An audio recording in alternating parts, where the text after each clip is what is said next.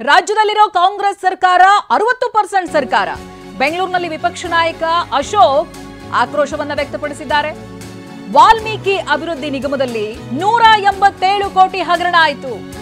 ವಾಲ್ಮೀಕಿ ನಿಗಮದ ಹಣ ಬಳ್ಳಾರಿ ಎಲೆಕ್ಷನ್ಗೆ ಹೋಗಿದೆ. ಮತದಾರರಿಗೆ ತಲಾ 500 ಕೊಟ್ಟಿದ್ದಾರೆ ಅನ್ನುವಂತ ಆರೋಪವನ್ನ ಮಾಡ್ತಾ ಇದ್ದಾರೆ.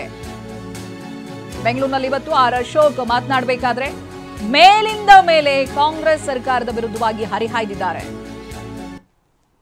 ಇವತ್ತು ಕಾಂಗ್ರೆಸ್ ಸರ್ಕಾರ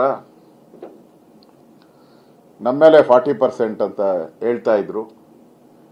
ಈಗ ಇದು 60% ಸರ್ಕಾರ. ನಮ್ದು ಹೋಯ್ತು 40%. ಈಗ ಇದು 60% ಸರ್ಕಾರ.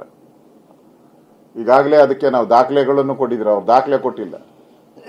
ವಾಲ್ಮೀಕಿ ಹಗರಣದಲ್ಲಿ 187 ಕೋಟಿ ಪಟಾಪಟ್ ಅಂತೇಳಿ ಹೈದರಾಬಾದ್ ಬ್ಯಾಂಕಿಗೆ ಟ್ರಾನ್ಸ್ಫರ್ ಮಾಡಿ, ಅಲ್ಲಿಂದ ವೈನ್ ಸ್ಟೋರ್ಗಳಿಗೆ ಟ್ರಾನ್ಸ್ಫರ್ ಆಗಿ, ಅಲ್ಲಿಂದ ಬಳ್ಳಾರಿ ಎಲೆಕ್ಷನ್ಗೆ ಹೋಗಿರೋದು ಬಟಾಬೈಲು ಸಾಕ್ಷಿ ಕೊಟ್ಟಿದ್ದೀರಿ. ಮತ್ತೆ ಇಡಿ ಅವರು ಇದನ್ನ ಅನುಮೋದನೆ ಮಾಡಿದ್ದಾರೆ.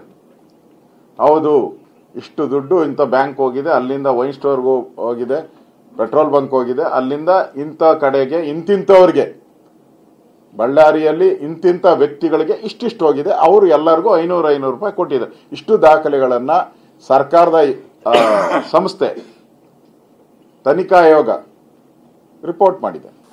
ಇವತ್ತು ಕಾಂಗ್ರೆಸ್ ಸರ್ಕಾರ ನಮ್ಮ ಮೇಲೆ 40% ಅಂತ ಹೇಳ್ತಾ ಇದ್ರು. ಈಗ ಇದು 60%